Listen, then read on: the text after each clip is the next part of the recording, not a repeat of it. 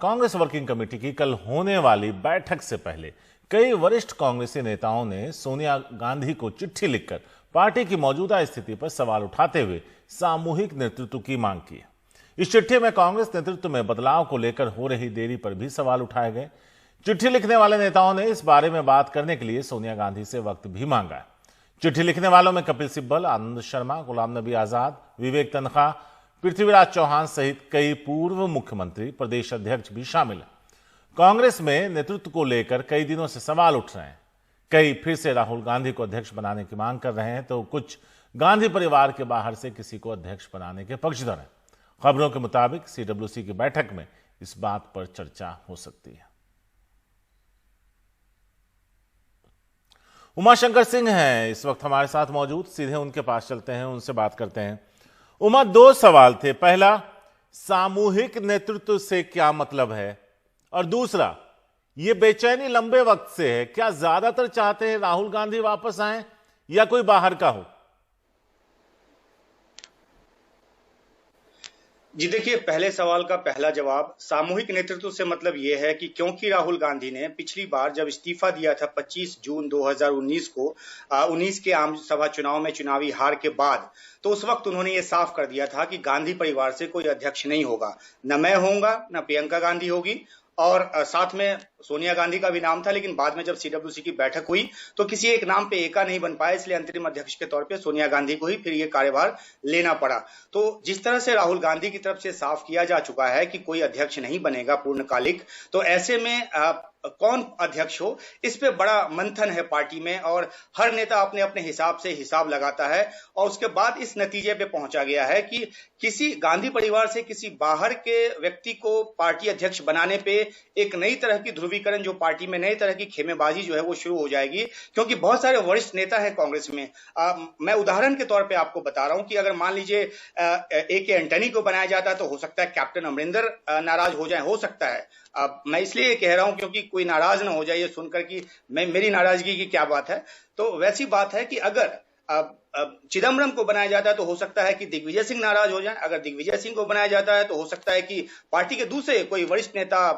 अलग अलग राज्यों में जो है उनकी नाराजगी हो जाए। इसीलिए ये जो सामूहिक नेतृत्व की बात की जा रही है वो इसी सिलसिले में की जा रही है कि अगर कोई गांधी परिवार से एक सामने नहीं आता तो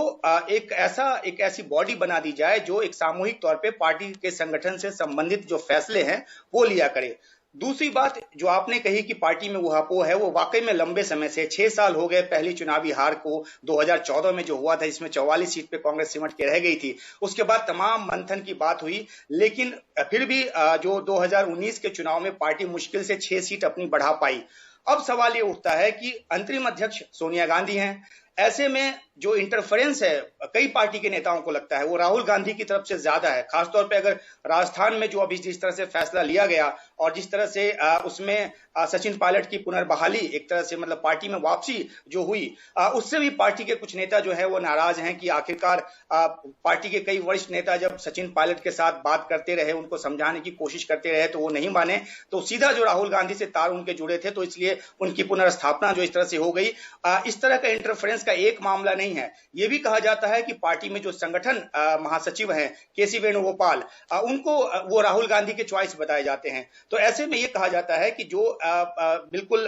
शुद्ध तरीके से या साफ तौर पे जो हिंदी नहीं बोलते और हिंदी भाषी राज्यों में जिस तरह से कांग्रेस को पैठ बनाने की जरूरत है, जिस तरह से वहां के कार्यकर्ताओं, वहां के नेताओं को सुनने की जरूरत है, तो वैसे में वो चॉइस भी जो है गलत है। कुल मिलाकर शारिक ये कि राहुल गांधी के दफ्तर का जो बढ़ता इंटरफेरेंस है वो पार्टी के कई नेताओं को नागवार गुजर रहा है, और इसलिए भी आप देख रहे हैं कि जो सतह पे निकल कर आई है चिट्ठी के तौर पे बात, जो कि 3.5 पन्नों की चिट्ठी बताई जा रही है, और उसमें बहुत सारे जो मुद्दे उठाए गए हैं। जो जानकारी हमें मिली है उसमें यह भी है कि जो कांग्रेस का जो कम्युनिकेशन डिपार्टमेंट है उसमें भी बड़ा सवाल उठाया गया है। यह भी कहा गया है कि जब पार्टी का कोई प्रेस कॉन्फ्रेंस हो रहा होता है या पार्टी के किसी नेता का बयान आता है तो उसके साथ ही एक प्रेस रिलीज अलग से आ जाता है, तो बहुत सारे मामले डाइल्यूट हो जाते हैं और इफेक्टिवनेस जो है वो कम्युनिकेशन डिपार्टमेंट का खत्म हो जाता है, तो उसको लेकर भी सवाल उठाए गए हैं। और ये भी पार्टी नेताओं की ख्याल है कि कांग्रेस का जो कम्युनिकेशन डिपार्टमेंट है वो पत्रकारों के लिए भी एक्सेसिबल नहीं है, कुछ एक को छोड़ दे तो बहुत सारी ऐसी बातें हैं जिसको लेकर कांग्रेस पार्टी के भीतर मंथन और जो आपसी जो एक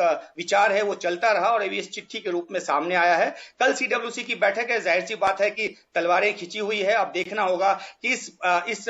एक तरह से आप कह सकते हैं कि इस नाजुक मोड़ पे क्या कुछ फैसला सोनिया गांधी की तरफ से लिया जाता है, क्या कुछ सीडब्ल्यूसी के बैठक में फैसला होता है, क्योंकि बातें ये भी कही गई है कि पारदर्शी तरीके से चुनाव हो सीडब्ल्यूसी का या संगठनात्मक कोई भी चुनाव हो। तो इन सब बातों को लेकर इस पे मंथन होगा और देखना है कि इस मंथन से कोई अमृत निकलता है कांग्रेस पार्टी के भीतर या फिर और ज्यादा विष ही निकलता है। शारिक, शुक्रिया उमा इस पूरी जानकारी के लिए और विस्तार से इस पूरे मामले को समझाने के लिए।